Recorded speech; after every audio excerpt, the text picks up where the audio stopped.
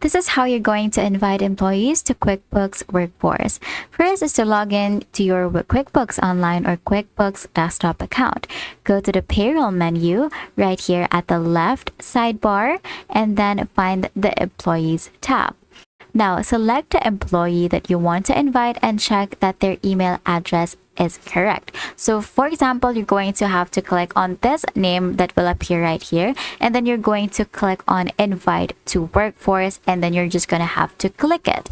Now, if you want to add a new employee, you're just going to click on add an employee, and then you're going to enter the details of that person right here, and then you're going to click on send invitation. Now, an email invitation will automatically be sent to your employee. They will receive a link where they can create an Intuit account and access their pay stubs, W-2s, and other information.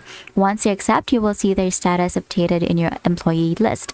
This makes it easy for them to manage their payroll documents without needing printed copies. And that's it. That is how you invite employees to QuickBooks Workforce. If this video helped you, please don't forget to like, share, and subscribe to the channel for more.